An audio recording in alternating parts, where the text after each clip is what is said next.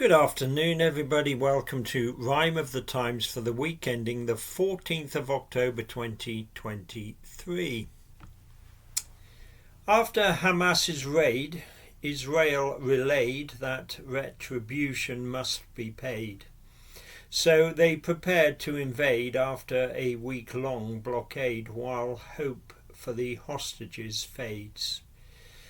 Starmer made the grade with the conference speech he conveyed as glitter cascades and Labour optimism pervades and is displayed, but will the electorate be swayed? A dangerous stalker preyed on Holly, leaving her afraid, so goodbye to this morning is bade. Australian vote leaves the indigenous dismayed. So the full horror of the invasion was revealed, the horror of Hamas's killing fields. Sometimes we can't internalize what has occurred. 1,300 Israeli civilians massacred. Hamas rampaged through the villages and towns, kibbutzim torched, kids and women gunned down, babies slaughtered, kidnappings, beheadings, rape. From the terror people ran, but few escaped. 260 slaughtered at a music festival, so awful it's hard to digest it all. So Israel would, of course, retaliate. Retribution is all that can satiate the hate in their souls that is cultivated by the hateful acts against them perpetrated. Hamas must have had the operation long planned, yet Israel didn't foresee this raid on their land. Their intelligence, it turned out, was found to be dumb, and so the invasion dumbfounded everyone. Prime Minister Netanyahu had to save face. By Tuesday he'd put a war cabinet in place.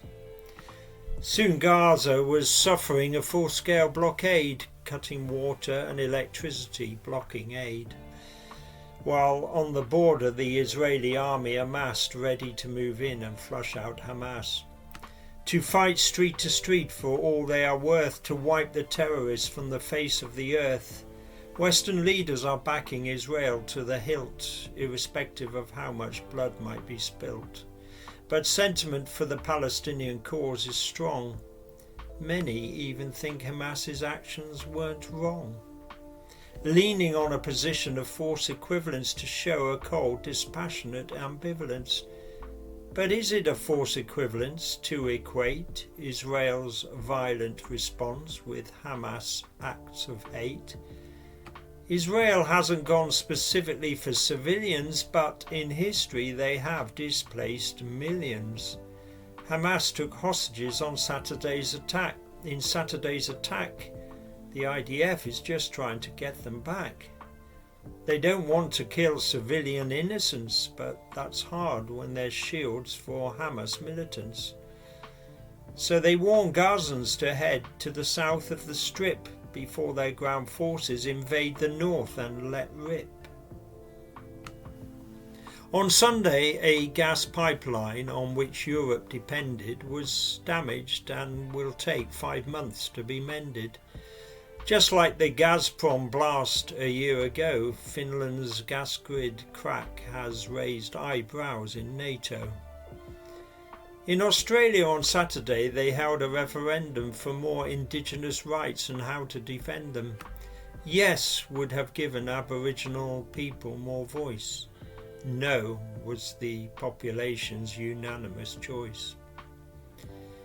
The Labour conference in Liverpool appeared to go fine. The scent of power seemed to keep the whole party in line. Like a boring football team 1-0 up at home, Labour's playing safe till the final whistle's blown. With the opposition in a mess, fate won't be tempted by overcommitment or showboating attempted, performing with passion, teamwork and pride, avoiding own goals and staying on side. Out of Corbyn's car crash, Keir has managed to steer Labour to be the likely government next year. Detailed policy was possibly a touch light, but this conference was all about keeping things tight. On Tuesday, in the highlight of the whole shebang, Keir Starmer's speech began with a bang. Actually, not a bang, but a cascade of glitter that must have caused some security jitters. An attention-seeking protester came on stage, gave Keir a twinkly shower while expressing outrage.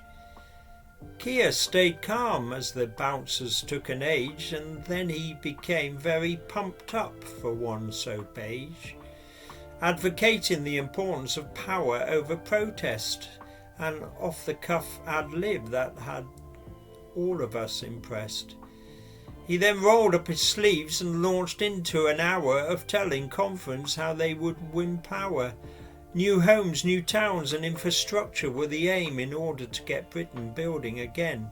Economic growth was Starmer's main thrust. By the end, the glitter appeared more like stardust, transforming him into a rock star on tour, even coming back for a final encore.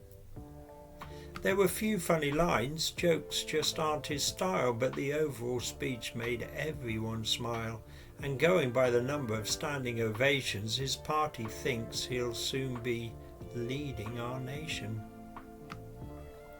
On Tuesday, Luton Airport was closed down after dark when a fire swept through a multi-storey car park. For 20 hours, no flights flew out or flew in, while 1,200 vehicles were damaged or ruined. In sports news, the UK and Ireland could celebrate being confirmed as hosts for Euros 28. The future of this morning now looks touch and go after a very turbulent last 5 months or so. In May, Philip Schofield departed the show for an affair with a young man that was considered a no-no.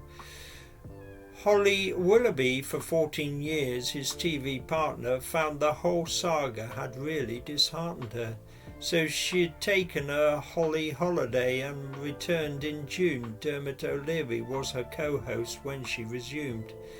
The story then had an unexpected twist with some shocking news on October the 6th. A man was in court and is now in custody for plotting to kidnap and murder Willoughby. On Tuesday she quit this morning for me and my family.